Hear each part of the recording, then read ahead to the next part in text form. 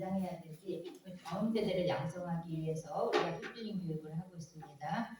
우리 테필린이라고 하는 거는 토라 말씀에 토라에서 가장 핵심이 되는 네 군데 말씀을 하나님께서 특별히 이 말씀과 성문갑에 담아서 이마에 달고 다니고 손에 달고 다니라고 하신 본문 말씀 네 군데가 있어요. 이 네 군데 말씀을 우리가 테필린 본문 말씀이라고 하는데 우리가 출애굽기 13장 1절에서 10절, 11절에서 16절, 신명기 6장 4절에서 9절, 신명기 11장 13절에서 21절 말씀인데 이 테필린 말씀 중에서 가장 핵심이 되는 말씀이 신명기 6장 4절에서 9절 말씀이에요.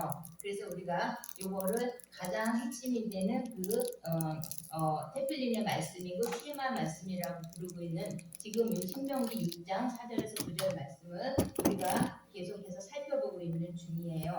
그래서 오늘 우리 신명기 6장 4절에서 9절 본문 말씀 한번 우리가 좀 이렇게 집중하고 조금도 깨는 의미로 같이 한번 읽어볼까요?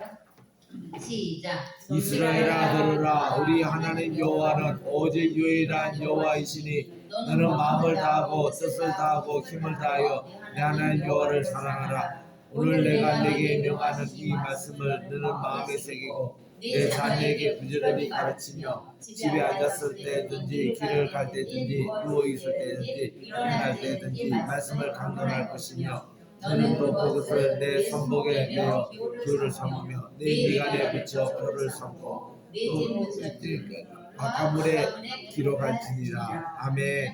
오늘은 요 쉐마 본문 말씀 중에서 우리 집에 앉아 있을 때든지 길을 갈 때든지 누워 있을 때도 일어날 때든지 말씀을 강론할 것이며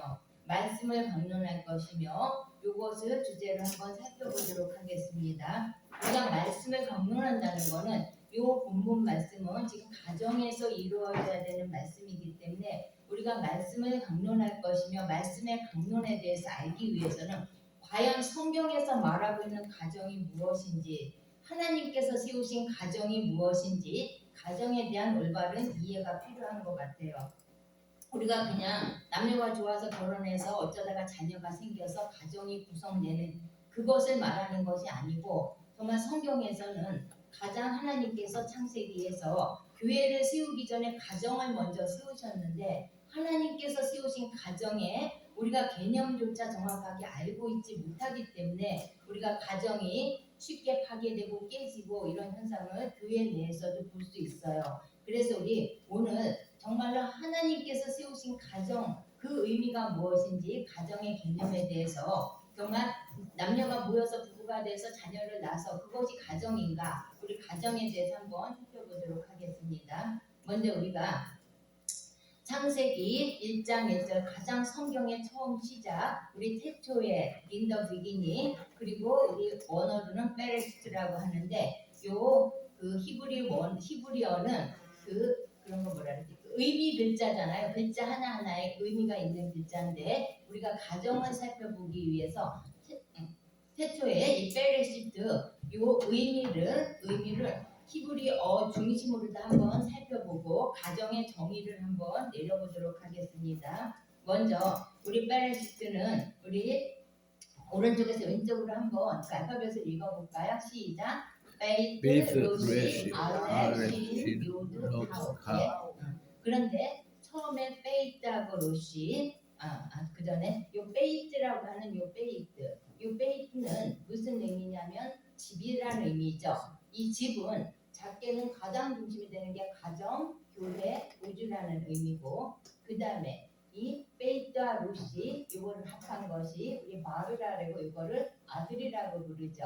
그 다음에 우리 로시 두 번째 글자 이 로시는 머리라는 의미죠. 그 다음에 베이트 로시 마지막 타로 이 세 개를 합해서 베로트라고 부르는데 이건 나무 십자가를 의미하고요. 그 다음에 우리 마지막 세 글자 신 요드 타오 요 세 개가 합해진 글자가 쉐이프라 해서 우리가 이걸 가시라고 부르고 그 다음에 베이트 로시하고 요드 타오 요 네 글자를 합했을 때 우리가 이걸 베리트라고 부르고 우리 언약이라고 부르죠. 그러면 그 다음에 우리 앞에 세 글자 베이트 로시 알렛 요 세 글자를 바라라고 부르는데 대부분 창조하다는 의미인데 히브리 원어에서 창조하다의 의미는 질서를 세우다라는 의미, 질서를 세우다라는 의미거든요. 그러면 우리가 쉐이트하고 베리트를 조금 더 구체적으로 살펴보겠습니다. 지금 가정의 개념을 찾아가는 과정이에요. 우리가 이 쉐이트를 조금 더 구체적으로 보면 이게 가지라는 의미인데 우리 신이죠. 이 신은 윗니빨을 얘기하는데 파멸 또는 죽음을 의미하고 요드는 손이죠. 그 다음에 다우는 십자가를 의미하겠죠. 다시 말하면 손이 십자가에서 손이 죽음으로 십자가에서 손이 죽는다는 그런 의미가 우리 쉐이트라는 의미고 그 다음에 우리 잘 알고 있는 베리트 자세히 살펴보면 우리 베이타그로 시작해서 바르 아들이죠. 그 다음에 요드 손이죠. 그 다음 타우 십자가죠. 다시 말하면 언약이라고 하는 것은 아들을 십자가에 못 박으로 말미암아서 맺어지는 것 이것을 언약이라고 할 수 있겠죠. 그러면 우리가 지금 글자 하나하나를 살펴본 거를 정리해 보면 우리가 페이트라고 하는 거는 가정, 교회 또는 우주라는 의미인데 하나님께서 가장 성경의 제일 첫 번째 그 알파벳을 집이라는 집, 가정, 교회, 우주 이 집이라는 첫 번째 글자 성경에 처음 시작하는 첫 번째 글자가 페이트라는 거. 그런데 가정을 우리 마르가 창조하다라는 뜻인데 가정을 세우셨는데 가정을 창조하셨는데 어떻게 세우셨느냐 했을 때 아들을 십자가에 못 박아 죽으심으로 말미암아 아들을 십자가에 못 박혀서 죽으심으로 말미암아 그 언약을 맺음으로 세우신 것 그것이 가정이라는 것 이 의미를 좀 오늘 와서 다 쓰면 좋겠어요. 그래서 우리가 베레시트 이 단어 여러 가지 의미가 있지만 가정을 중심으로 살펴보면 이 베레시트에는 아들을 십자가에 못 박아 죽임으로 가정을 창조하셨다는 의미고 그런데 이 가정은 어떤 가정이냐면 이 창조하다 마르는 질서를 세우다라는 의미거든요. 그래서 어떤 가정이냐면 완전한 질서와 조화를 이루는 가정을 세우셨다. 그리고 조금 더 의미를 확장하면 하나님께서 아들을 십자가에 못 박아 죽임으로 교회를 창조하셨는데 그 교회는 완전한 질서와 조화를 이루는 교회였다. 그리고 아들의 십자가에 못 박아 죽임으로 우주를 창조하셨는데 그 우주는 완전한 질서와 조화를 이루는 우주를 창조하셨는데 히브리 개념에서 죄라고 하는 것은 질서를 깨달라는 의미인데 그런데 이 완전한 질서와 조화 이거를 깨뜨리는 거 완전한 질서와 조화를 깨뜨리는 게 죄 가정을 깨뜨리고 교회를 깨뜨리고 우주를 깨뜨리는 건 이 질서와 조화를 깨뜨리는 건데 이것이 히브리 개념에서 죄의 개념이다. 예, 그렇게 이해하시면 될 것 같아요. 그런데 예수님 그렇게 하나님께서 창세기 태초에 그 언약이 나왔는데 그것이 실제적으로 이루어진 게 우리 예수님이 실제적으로 십자가에 못 박혀 죽으심으로 말미암아 이루어졌죠. 우리 마태복음 26절부터 함께 읽을까요? 시작. 저희가 먹을 때에 예수께서 떡을 가지사 축사하시고 가라사대 받아 먹으라 이것이 내 몸이니라 하시고 또 잔을 가지시고 축사하시고 저에게 주시며 가라사대 너희가 다 이것을 마시라 이것은 죄사함을 얻게 하려고 많은 사람을 위하여 흘리는 바 나의 피 곧 언약의 피니라. 예수님에 의해서 이 창세기 언약이 성취됐다는 거. 그래서 우리가 가정을 정의해 보겠습니다. 가정이 뭘까요? 가정은 언약의 공동체이다. 그냥 남녀가 많아서 자녀를 낳아서 이것이 가정이 아니라 가정이라고 하는 거는 언약의 공동체라는 거. 조금 더 구체적으로 설명하면 가정은 예수님의 죽음, 피로 맺어진 언약의 공동체다. 가정은 예수님의 죽음과 피로 맺어진 언약의 공동체이다. 그래서 이 가정은 하나님과의 언약 관계에 있고 이 가족은 하나님 앞에서 서로 언약 관계이다.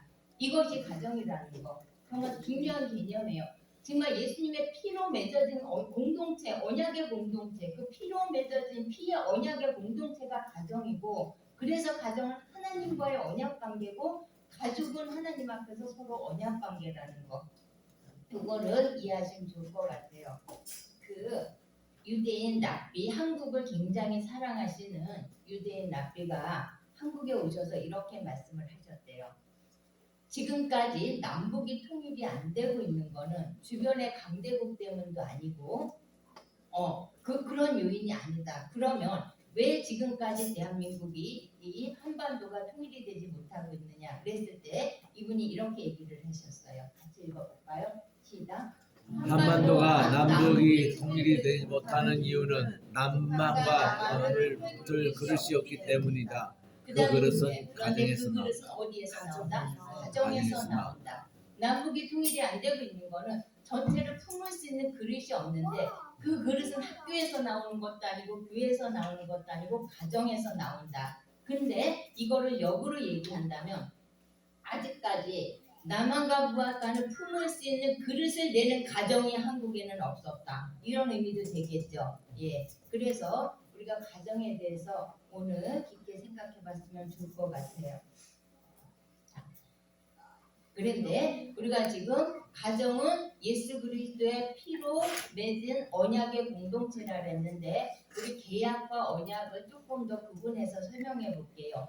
계약은 서로 믿지 못하기 때문에 쌍방간에 이렇게 계약을 맺는 거예요. 그렇죠? 서로 못 믿으니까. 그런데 언약은 믿음과 신뢰를 근거로 맺는 것이다. 우리 가정의 언약이라는 거를 우리가 잘 생각할 때 우리가 기업체끼리 또는 어떤 개인끼리 이런 계약을 맺을 경우에는 서로 불신하기 때문에 이런 경우에 이 사람이 이거를 깰 수도 있기 때문에 그렇기 때문에 맺는 거지만 언약이라고 하는 거 주님이 우리하고 맺은 것은 믿음과 신뢰에 근거하는 거고 우리가 가족도 언약의 공동체라고 했을 때는 믿음과 신뢰에 근거한다는 거. 네. 그래서 계약은 끝나는 시간이 있지만 언약은 끝나는 시간이 없이 영원한 것이다. 그리고 계약은 예측할 수 없는 상황에서 깨질 수가 있다. 그러나 언약은 어떤 경우에서도 환경에 의해서 깨지지 않는다.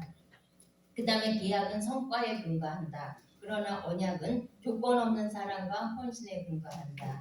그리고 계약은 내가 뭔가를 취하기 위해서 주는 것이지만 그러나 언약은 다른 사람의 유익을 위해서 내가 주는 것. 이것이 계약과 언약의 그 차이라는 거. 네, 그렇게 이해하시면 될 것 같고요. 그 다음에 그래서 우리 그 새벽 예배 때 지금 시편 나가고 있잖아요. 근데 아직 나가지 않았는데 우리 가정 행전이 시편에 있어요. 다시 말하면 가정과 맺은 언약의 성품은 여기가 시편 112편 1절에서 3절을 우리가 가정 행전이라고 불러요. 다시 말하면 시편 112편 1절에서 3절은 가정과 맺은 언약의 성품은 하나님께서 가정과 맺은 언약의 성품이라는 의미인데 조금 더 살펴볼게요. 우리 1절을 보면 우리 세 문단으로 되어 있는데 할렐루야 했을 때 할렐루야는 하나님을 자랑하고 다른 얘기는 하나님을 자랑하고 하나님을 경외하고 그의 계명을 크게 즐거워하는 자. 우리 그의 계명을 크게 즐거워하는 자라 그랬는데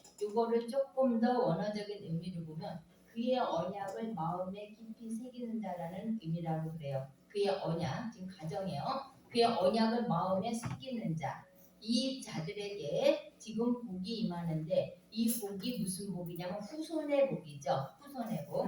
그 후손이 강성할 것이고 그 후손에게 복이 있을 것이고 그럼에도 그 후손에게 부와 재물이 항상 있을 것이고 그리고 그의 공의가 영구히 서 있으리라. 이것이 가정행전이라는 거. 그 다음에 우리 신명기 5장 10절 말씀을 가정대헌장이라고 부르죠. 그것보다 써놓으세요. 성경. 가정대헌장. 다시 읽을까요? 시작. 나를 사랑하고 내 계명을 지키는 자에게는 천대까지 은혜를 베푸느니라. 나를 사랑하고 내 계명을 지키는 자에게는 천대까지 은혜를 베푸려. 후손의 축복이죠. 그런데 이 내 계명을 지키는 자는 다르게는 내 언약을 지키는 자. 나를 사랑하고 내 언약을 지키는 자에게는 천대까지 은혜를 베푸느니라 했었을 때 언약을 지킨다는 의미가 뭘까 했을 때 가정은 하나님과의 언약 관계라고 그랬어요.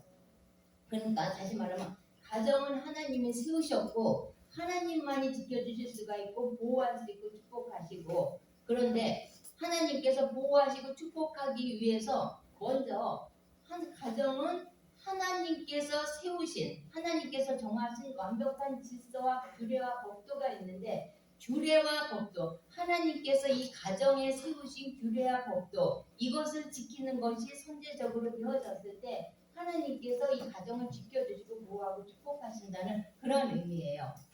그 다음에 가정은 하나님 앞에서 가족이 우리가 서로 그다음 부모와 자녀와 형제와 형제끼리가 하나님 앞에서 서로 언약 관계인데 이 언약 관계라는 얘기는 하나님 앞에서 우리가 서로 지켜야 될 질서가 규례가 있다는 것. 다시 말하면 부부 사이에 지켜야 될 하나님께서 세워놓으신 규례와 질서가 있고 부모와 자식 사이에 하나님께서 세워놓으신 질서와 규례가 있고 형제들 사이에도 하나님께서 세워놓으신 질서와 규례가 있다. 그리고 이것이 지켜졌을 때 이 언약을 지키는 자에게 하나님께서 천대까지 후손의 축복을 베풀리라 이런 얘기거든요. 그래서 우리가 가정이 깨진다는 얘기는 사실 말하면 이 언약이 깨진다는 얘기인데 언약이 깨진다는 누군가가 가족 중에 누군가가 하나님께서 이 정해놓으신 질서 이 규례 법도를 깨뜨리는 거죠.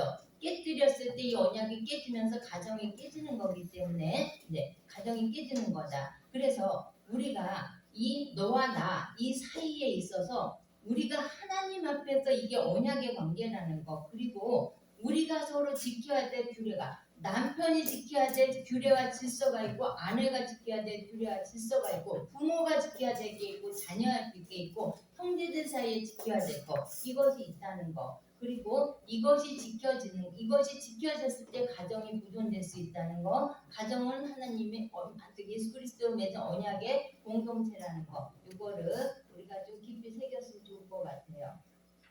그래서 나를 사랑하고 내 계명을 지키는 자 여기서 나를 사랑하고 이것은 다시 내 언약을 지키는 자라고 했는데 이 언약이 지켜질 때 가정은 축복의 가문이 된다.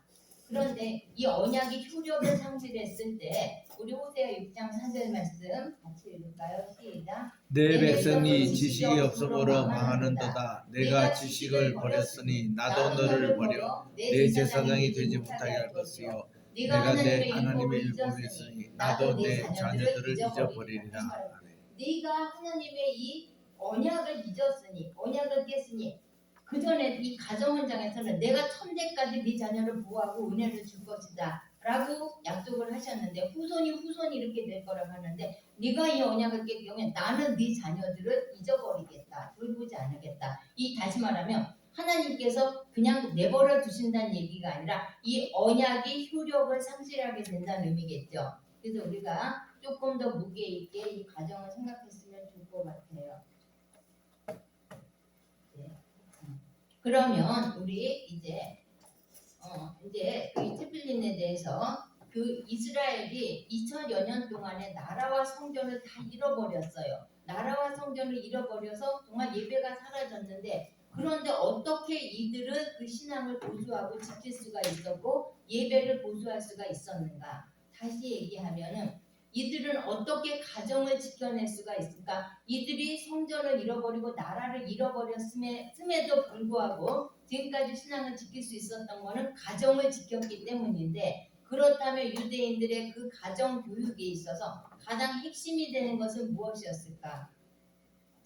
나라가 없고 성전이 없는데 그런데 그 나라가 없고 성전이 없는 거를 이들은 뭘로 대신 이 예배를 보수했고 이 가정을 지키고 예배 신앙을 지킬 수가 있었을까? 이 가정교육의 가장 핵심은 무엇이었을까 했을 때 가정교육의 가장 핵심은 안식일 가정식탁 예배였다. 이들이 성전에서 예배가 폐해졌을 때 그거를 이들은 가정으로 가지고 왔고 그래서 가정의 식탁을 성전으로 만들어서 제단으로 만들어서 가정 식탁 예배, 안식일 가정 식탁 예배, 회당이 없어졌고 성전이 없어졌지만 그러나 그 가운데서도 이들이 보수할 수 있었던 것은 가정 식탁 예배가 있었기 때문에 그렇기 때문에 보수할 수가 있었다. 그래서 우리가 오늘 가정 식탁 예배에 대해서 지금 살펴보려고 그러는데 정말 이거 중요하고 우리가 지금 포스트 코로나 시대에 교회 예배가 피해지고 모이는 것이 피해졌을 때 물론 우리가 주먹을 불끈 쥐고 이 정부와 싸워가지고 이거를 보수하는 방법도 있지만 그러나 하나님께서 이 와중에 회복하기 원하시는 게 무엇일까? 진짜 본질적인 회복이 무엇일까? 이거를 조금 생각하면서 안식일 가정 식탁 예배를 살펴봤으면 좋겠어요. 우리가 가정 예배들은 다 드리고 있는데 그 가정 예배하고 조금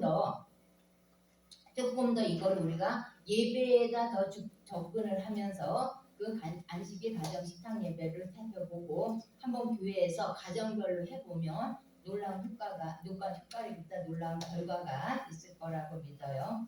그래서 가정 식탁 예배는 그냥 안식일이 됐으니까 예배를 드릴까 이게 아니라 사전에 준비 일주일 동안에 가장 핵심이 되는 어머니가 아내가 일주일 동안에 이 가정 식탁에 그 함께할 음식 절기 음식을 준비를 한다. 그래서 어머니들은 매주 다가오는 안식일을 성결하기 위해서 거의 일주일 동안 이 안식일 식탁 예배를 준비를 한다고 그래요. 그래서 특별히 음식을 준비하는데 많은 시간을 할애하는데 우리가 가정 식탁 예배에서 이제 전체 식사를 하게 되는데 그 음식은 평일날의 음식보다 더 격식이 차려져 있고 더 준비가 돼 있고 더 깔끔하고 더 풍성한 그런 격식 있는 식탁을 준비한다고 그래요. 그래서 이런 얘기가 있어요. 안식일이 평일을 위해서 있는 것이 아니고 평일이 안식일을 위하여 있다. 왜 이렇게까지 준비해야 되냐면 안식일이 평일을 위해서 있는 게 아니라 평일이 안식일을 위해서 있기 때문에 이 평일은 안식일을 준비하는 과정이다. 그러니까 쉰다는 개념보다도 이 안식일을 준비하기 위해서 이 평일이 있다. 그래서 안식일을 위해서 평일을 이렇게 해야 된다. 이런 개념에서 그 평일 음식보다도 안식일 음식을 더 격식 있게 준비한다는 거. 네. 그래서 하나님께서는 어머니들이 풍성한 음식을 장만해서 남편과 자녀를 가정으로 돌아오게 하시기를 원하신다. 얘네들이 그 금요일날 이제 안식일이 시작할 때 멀리 떨어져 있던 자녀들도 다 집으로 오기 시작을 하고 청소년들도 다 집으로 모이기 시작을 하는데 우리가 토요일날 예를 들어서 청년들이 지 친구들이 더 좋지 엄마 아빠가 더 좋은 애 없잖아요. 지 친구들하고 돌아치고 노는 게 훨씬 좋지 가정에 지들 표현해요. 집구석으로 들어오고 싶은 애들 아무도 없거든요. 그런데 얘네들을 가정으로 들어오게 한다. 그러니까 남편들이 토요일날 친구들하고 술 마시고 놀고 싶은데 그 남편을 어떻게 가정으로 끌어들일 것인가? 그 우리 아이들을 가정으로 어떻게 끌어들일까 했을 때 이 토요일 안식일 날 엄마가 풍성하게 격식을 차려는 그 음식에 그 함께 식사하는 맛을 알게 될 때 남편과 자녀들은 가정으로 돌아올 수밖에 없다고 그래요. 그래서 하나님께서는 왜 어머니들에게 이렇게 수고스럽게 하냐면 남편과 자녀를 안식일에 가정으로 들어오게 밖으로 뛰쳐나가는 게 아니라 가정으로 돌아오게 하시기를 원하시기 때문에 그리고 이제 온 집안을 청소하고 또 모든 자녀들을 목욕을 시킨다 그러죠. 그러니까 어머니가 해시기 전에 우선 성전이 왜냐하면 이 가정이 성전의 개념이기 때문에 이거 온 집안을 다 딴지를 들고 청소하고 그리고 온 가족이 다 목욕을 하고 그리고 그 다음에 이제 예배 순서 직접적인 순서에 있어서는 어머니가 촛불 점화로 가정 예배가 시작이 돼요. 그러니까 우리 가정 예배 봅시다 이렇게 보는 것보다는 어머니들이 또 아내가 촛불을 점화하면서 가정 예배를 한번 시작해 보세요. 그랬을 때 어머니가 촛불 점화의 기도로 예배를 시작한다. 이렇게 시작을 해요. 그래서 이 촛불 점화할 때 가족의 숫자대로 촛대를 준비하고 그리고 이거는 특별히 딸들과 함께 촛대를 준비하고 그 촛대에 엄마가 불을 붙이기 시작을 해요. 그래서 이 촛대는 창가나 식탁 가까이에 가족의 숫대를 준비하고 불을 붙이는 순서는 먼저 엄마가 자신의 초에 불을 붙이고 그 다음에 남편의 초에다 불을 붙이고 그 다음에 자녀들의 나이 순으로 촛불을 붙인다. 그리고 불을 붙이면서 이 어머니들은 하나님께서 어머니에게만 주신 아내에게만 준 특별한 사명에 대해서 감사한다. 물론 사명에는 의미가 수반되지만 또 어머니들에게 아내에게만 주어진 특권이기 때문에 그래서 왜 아내가 촛불을 붙여야 되느냐 하면 집안을 환하게 하는 거, 집안의 분위기를 환하게 하고 어둠을 몰아내는 거는 어머니 또는 아내의 몫이라는 거. 그 어머니의 역할, 어머니의 정체성을 가족들에게 보여주기 위해서 아내의 촛불 점화로 가정 예배가 시작한다. 그래서 자녀들이 정말 엄마는 누구야? 이거를 굳이 말을 하지 않아도 아, 엄마는 이런 존재구나, 아내는 이런 존재구나, 이거를 경험으로 체득을 통해서 배우게 되기 때문에 그리고 어머니의 표정이 가족의 분위기를 반영한다는 이런 의미고요. 그래서 어머니들은 가정의 어둠을 몰아내야 되는 건 어머니의 몫이고 어머니는 스스로의 자신의 영혼의 빛을 발해야 하지만 온 가족에게 그 빛을 전할, 그 빛을 점화시킬 그런 책임이 있다는 거, 그리고 그런 존재고 그런 역할을 해야 된다는 것을 보여주기 위해서 아내의 촛불 점화가 있다는 거. 네, 그래서 정말 이 의식은 아내의 역할이 무엇인지에 대한 성경적인 뿌리와 모습을 찾는 데 있어서 매우 중요한 부분이라는 거. 네, 그리고 아내는 남편과 가족을 사단으로부터 보호하고 지키는 역할, 그런 역할을 의미하는 것이 촛불 점화라는 거고요. 그러면 이제 어머니가 촛불을 켜고 눈을 감고 딸들과 함께 창문에서 이 기도를 해요. 그 기도문 같이 읽어볼까요? 시작. 우리를 계명으로 성결케 하시고 우리에게 안식일 촛불을 밝히게 하신 우주의 왕 우리 주 하나님은 축복을 받으소서. 라고 딸들과 함께 이 기도문을 선포하고요. 그리고 나서 이제 어머니의 촛불 점화가 끝나면 이제 아버지의 축복 기도가 시작이 돼요.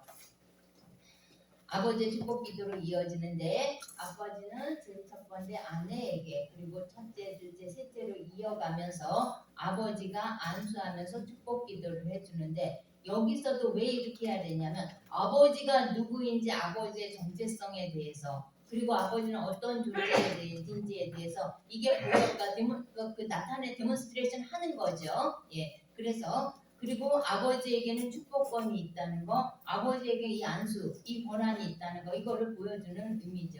예, 이런 식으로. 그래서 이 아버지의 축복 기도는 이삭과 야곱의 축복 기도에서 유래한 것이라고 그래요. 그리고 하나님께서는 가정의 헤드식으로 아버지를 세웠고 그래서 물론 직접 축복을 하실 수가 있지만 하나님의 축복 방법은 하나님은 질서가 있기 때문에 아버지를 통해서 아버지를 축복의 통로로 사용하셔서 아버지를 통해서 축복이 이어지게 한다. 우리 안수도 그렇잖아요. 그냥 하나님께서 직접 능력 주셔도 좋는데 왜 안수를 통해서 어떤 축복이나 기름 부음이 흘러가게 하냐면 그 축복의 통로, 질서가 있다는 거를 알려주시는 거잖아요. 그래서 가정에서도 이 아버지를 통해서 하나님께서는 자녀들에게 아내에게 축복이 이어가게 하는 축복의 통로가 아버지고 아버지를 그렇게 세웠다는 거, 이 아버지의 정체성에 대해서 이 축복 기도를 통해서 우리가 알 수가 있겠죠.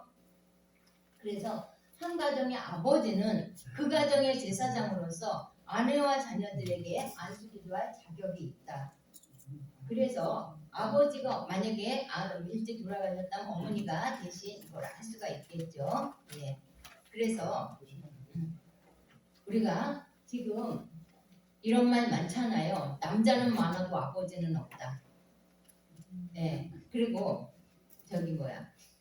그 남자들이 좀 잘못된 이상한 사고방식이 있는데 이거야. 나는 친구 같은 아빠가 될 거야. 놀아주는 아빠가 될 거야. 이거는 아빠 정체성을 다 잃어버린 거죠. 아빠가 물론 놀아줘야 되지만 놀아주는 아빠 또는 친구 같은 아빠. 아빠가 아버지 같은 아빠가 돼야지 왜 친구 같은 아빠가 되고 친구가 할 일이지. 그렇죠? 이게 완전 정체성을 잃어버렸다는 얘기인데 이렇게 정체성을 잃어버린 이때에 정말 아버지들이 얼마나 막중하고 중요한 사명을 가지고 있는지 우리가 이거를 이 아버지의 축복 기도를 통해서도 우리가 상기할 수가 있을 것 같아요. 그래서 우리가 어머니가 촛불을 매주 안식일마다 켜는 모습을 보고 아버지가 매주 자기에게 안수하시면서 축복을 해주는 그 아버지의 축복권을 보면서 어릴 때부터 자녀들이 무엇을 보고 자라는가. 아이들은 말하지 않아도 부모의 권위가 무엇이고 부모의 역할이 무엇인지 다시 하나님으로부터 부여받은 부모의 권위와 부모의 역할이 무엇인지 이것을 자연스럽게 배우게 된다. 너 엄마한테 잘해, 아빠한테 잘해. 뭐 어떻게 그런 말 할 필요가 없이 이거를 보면서 아이들은 아 우리 아버지는 저런 거구나, 어머니는 저런 거구나. 하나님께서 저런 권한을 우리 부모님에게 주셨구나. 이거를 자연스럽게 몸으로 습득하게 된다는 얘기겠죠. 그래서 그런데 여기서 우리가 주목할 만한 것은 유대인의 이 가정 식탁 예배는 모든 절차, 과정 이게 전부 다음 세대의 자녀 교육, 다음 세대를 향한 자녀 교육에 초점을 맞춰서 다 만들어진 것이다. 이게 핵심이에요. 다음 세대의 자녀 교육에 초점이 맞춰져 있다. 그래서 우리가 이거 하기 전에 제가 아시는 그 사모님이 있었는데 이 사모님이 이 가정에서의 그 아버지 헤드십을 알고 그것이 축복의 통로라는 걸 잘 이해했었던 사모님인 것 같아요. 이 사모님의 그 아버님이 시아버님이 이제 치매인지 뭔지 해가지고 대소변을 다 가려줘야 되는 그런 상황에 이 사모님이 아버님을 모시게 됐어요. 근데 날마다 그 운동 이거를 이제 다 받아주고 씻겨드리고 그런데 무엇보다도 또 성격이 깔끔한 분이라 맨날 그 시트를 갈아드렸대요. 맨날 그거를 깨끗하게 빨아가지고 싹 데려가지고 갈아드리는데 얼마나 여기서 이게 올라오겠어요. 그렇죠? 그랬는데 그거를 다 깔아드리고 나서 이 말도 잘 못하시는데 이 사모님이 꼭 그 시아버님한테 아버님 이제 오늘 저 축복해 주세요. 축복해 주세요. 매일. 그러면 그 시아버님이 뭐 축복 몰라 뭐 이제 이러면 빨리 저 축복해 주세요. 그래가지고 자기가 그 아버님 그 손을 갖다 자기가 이렇게 탁 대고 우리 며느리를 축복한다. 자기가 대신 빨리 따라하세요. 그러면서 그 아버님 보고 그 축복을 하시라고.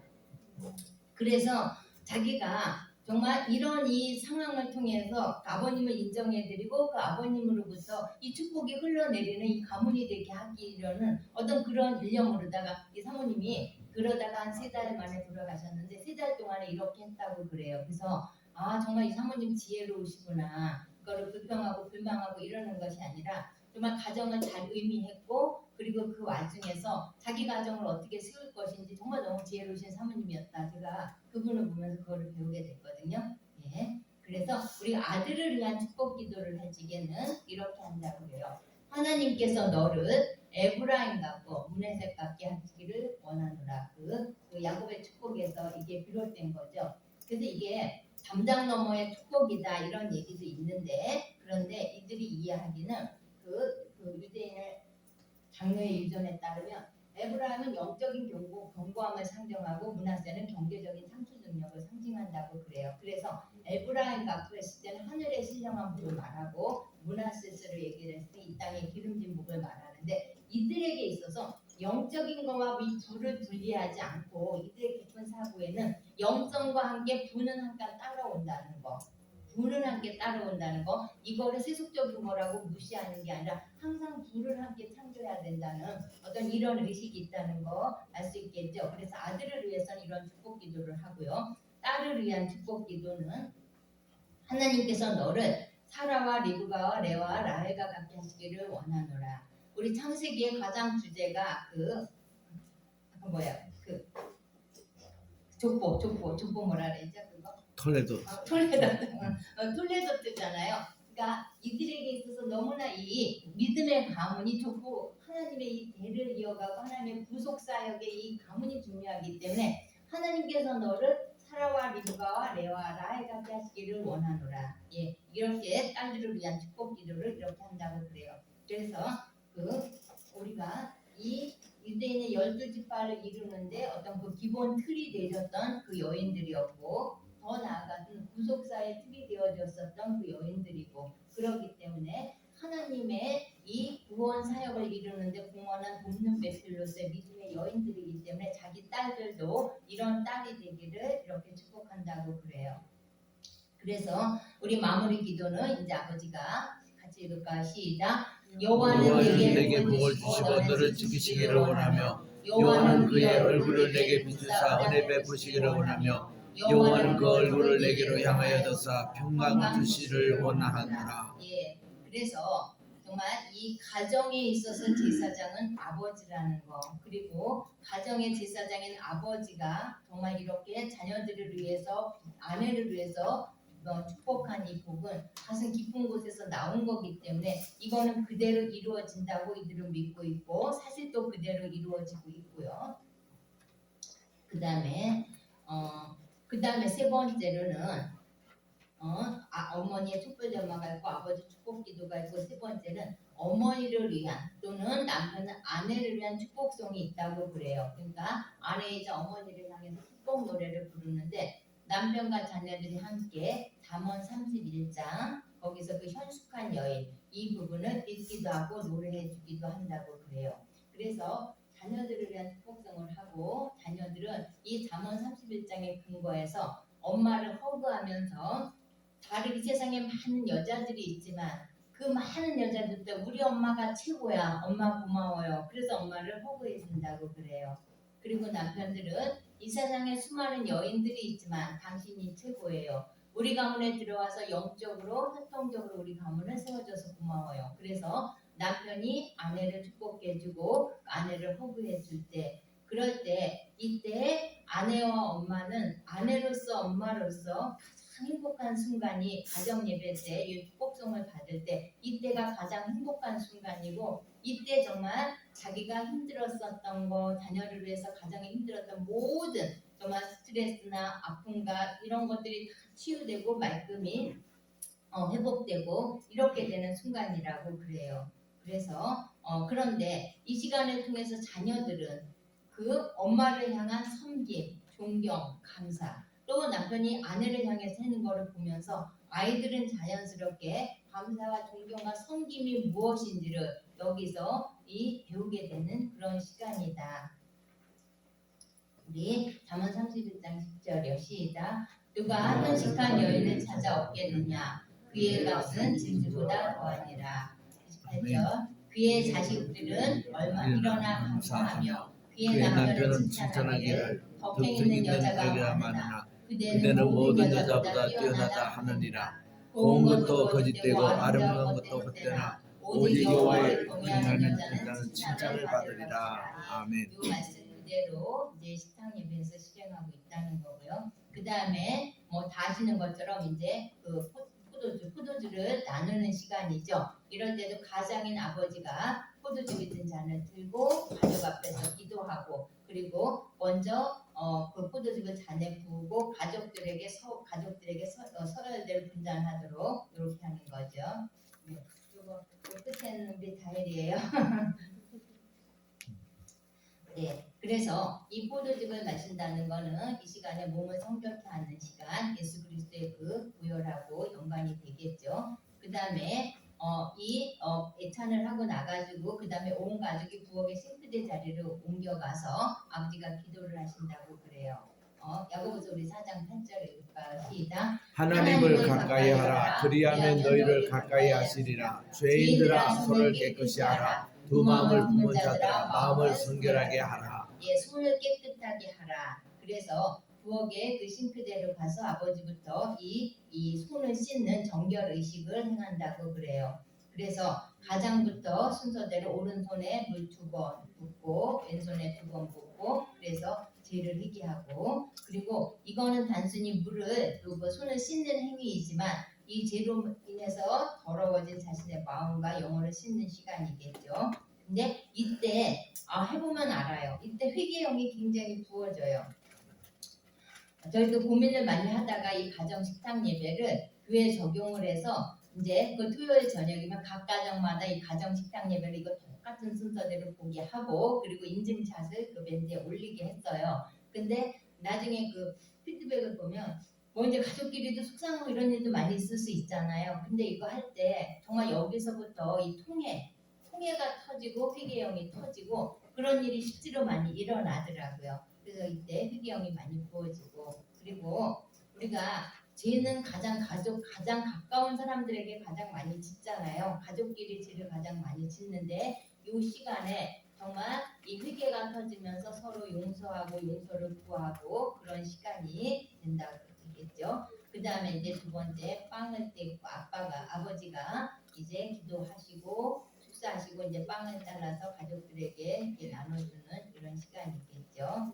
그리고 나서 이제 저녁 만찬 이때 일주일 동안 엄마가 준비껏 정성껏 준비한 이 음식을 먹고 마시는 이 저녁 만찬 이걸 통해서 우리 가족이 하나가 되고 하나가 되는 것을 체험하겠죠. 요거를 위해서 어머니는 일주일 동안 이 음식을 준비하는데 굉장히 이거를 중요한 일과 중 하나로 여기고 준비한다고 그래요. 이런 모습들이죠. 그리고 나서 이제 가정 예배의 꽃 오늘의 이제 핵심 주제죠. 말씀 공부와 토론 이것이 가정 예배의 꽃이다. 그래서 정말 목사님한테 또는 뭐 성경 교사한테 이 말씀 공부를 배우고 디베이트를 하는 것보다 사실 이거는 가정에서 시작되는 건데 그 해당 주에 우리 토라 포션이라는 거 있죠. 그 읽어야 할 토라 내용이 있고 이걸 가지고 아버지가 아이들에게 가르치고 질문하고 토론하고 근데 이 질문하고 토론하는 시간이 너무너무 흥미진진하고 재밌고 그래서 뭐 밤 2시, 3시까지 밤을 새울 정도로 이거를 많이 한다고들 그래요. 여기 이 아이가 가정 예배에서 이제 읽고 토론하는 내용을 지금 미리 준비하고 보고 있는 거예요. 그래서 우리 오늘 그 핵심 말씀이 됐었던 신명기 6장 7절 말씀 같이 읽을까요? 시작. 내 자녀에게 부지런히 가르치며 집에 앉았을 때든지 길을 갈 때든지 누워 있을 때든지 일어날 때든지 말씀을 강론하시며 이 말씀을 그대로 가정 식탁 예배에서 실행을 하고 있다. 그 다음에 그러고 이제 식사가 다 끝나고 나서 이렇게 작은 그릇을 준비해서 한 번 더 손을 씻는데 이거는 음식을 못 먹은 가난한 사람들을 기억하기 위한 그런 그 씻음이라고 그래요. 이거를 소돔의 소금이라고 그러는데 이 그 소돔의 소금은 인색함을 의미해서 밥을 먹고 난 후에 나는 그냥 밥 먹었으니까 배불렀어. 이거로 끝나는 게 아니라 굶주리는 다른 사람에 대한 그 동정심이 내가 사라질까봐 그것이 무뎌질까봐 내가 마음이 완악해질까봐 이거를 경계하기 위해서 정말 하나님 이 시간에도 굶주리고 못 먹는 이들을 내가 기억하고 그들을 긍휼히 여기는 마음 이 마음이 사라지지 않게 해달라고 소돔의 소금 인색한 이 부분을 씻는 그런 의식이 되겠죠. 예. 그리고 이제 후식을 나누고 대화를 나누고 그 바스킨 라빈스 그거 유대인이 만든 거 아시죠? 그 유대인이 이래서 후식 문화가 많이 발달을 했대요. 뭐 이제 뭐 비슷한 뭐 케이크라든가 아이스크림인데 왜냐면 식당 예배 너무너무 진지하게 막 디베이트하고 토론을 하니까 12시 1시까지 막 앉자고 하니까 그 시간을 어떻게 해야 돼? 그래서 그 후식 문화가 발달해서 후식이 그 유대인들을 통해서 이게 많이 나온 거라고 그래요. 그리고 이제 찬송가 부르고 그다음 우리 구제라고 하는 떼데카 헌금하죠. 예. 그래서 우리가 하나님께도 헌금을 드리지만 항상 이 가정 식당 예배에서는 떼데카 구제 헌금 꼭 여기 불우한 이웃을 기억해서 구제하는 마음으로 꼭 이 떼데카 저금통이 있어요. 거기다가 구제의 마음으로 여기다 이거를 놓고 그리고 유대인들은 아버지가 애들을 데리고 실제 구하원이나 어디를 가서 이렇게 구제를 하게 한다고 그래요. 우리는 이 부분까지는 정말 실행을 못 하고 있는데 그리고 기도로 마무리를 하는 게 이제 가정 식당 예배예요. 그러면 가정 식당 예배를 위해서 우리 볼게요. 정말 그 유대인들이 성전을 잃어버렸음에도 불구하고 초대교회 성도들이 모델로 한 가정 식당 예배에서는 가정 식당 예배 가장 핵심은 예수님을 기억하고 우리가 기억하는 그 역할을 가정 식당 예배에서 이 역할을 해주고 있다는 거. 그리고 가족 간의 깊은 유대와 하나됨을 가지게 해주고 그리고 주일을 준비하는데 큰 도움이 되겠죠. 이러고 주일 예배를 보면 얼마나 예배에 집중하고 예배를 잘 드리겠어요. 그리고 우리가 하나님 앞에 나갈 때 이렇게 청소하고 목욕하고 헌금하고 이렇게 몸과 마음을 준비하면서 나아갈 수 있도록 가족 식탁 예배가 해주고 있고요. 그리고 아버지의 권위를 세워주고 또 자녀들로 하여금 아버지의 권위에 순종할 수 있게 배워주고 아버지의 축복권을 명확하게 해줘서 정말 자기가 정말 안수하고 축복해야 되는데 함부로 하는 아버지 없을 거잖아요. 그렇죠? 예, 그래서 축복권을 명확히 해주고 그리고 어머니의 따뜻한 음식을 통해서 가족을 먹이는 하나님을 경험하게 해주고요. 그 다음에 이 이 성경 공부와 토론을 통해서 서로 깊이 있게 알고 그리고 사실 부모들이 아이들 속에 뭐가 있는지 아이들이 진짜 마음이 뭔지 잘 몰라요. 그러나 이 디베이트를 통해서 정말 아이들 내 아이의 마음속에 이런 마음이 지금 있구나. 이 아이가 지금 이런 생각을 하고 있고 이런 마음을 품고 있구나. 또는 이 아이들이 이런 잘못된 사고방식이 있구나. 잘못된 가치관이 있구나. 이것들을 발견하면서 미리미리 조언하고 조정해 줄 수 있는 그런 유익이 있겠죠. 예, 그래서 유대인들이 이런 말을 해요. 우리가 안식일을 지킨 것이 아니라 안식일이 우리를 지켜주었다. 이게 가정식탁 예배에서 유래된 거겠죠. 내가 안식일을 지킨 것 같았는데 이 안식일이 우리를 정말 죄로부터 지켜줬고 우리 가정이 붕괴되고 파괴되는 걸 지켜줬고 이 안식일이 우리가 정말 세상으로 나가지 않을 수 있도록 지켜줬고 모든 부분에서 우리를 지켜줬다. 그래서 우리가 6.1 전쟁도 유명하잖아요. 결론은 유대인들은 식탁을 제단으로 여겼다. 비록 성전이 사라졌지만 그러나 식탁을 제단으로 여기고 거기서 하나님을 경배했었다는 것. 네. 그리고 이것이 가정을 중심으로 이들은 2000년에 비록 나라가 없어지고 성전이 없어져도 신앙을 유지할 수가 있었다는 거. 네. 그래서 우리가 지금 가정이 무너지고 있고 정말 그 교회는 다음 세대를 잃어버리고 있는데 이 현실에 대한 답이 뭘까? 우리가 각 가정별로 교회에서 모일 수 없다고 불평할 거 아니라 가정별로 이 가정 식탁 예배를 부활할 때 분명히 하나님께서 우리를 회복시켜 줄 수 있다는 거. 네, 요거를 결론으로 마치겠습니다.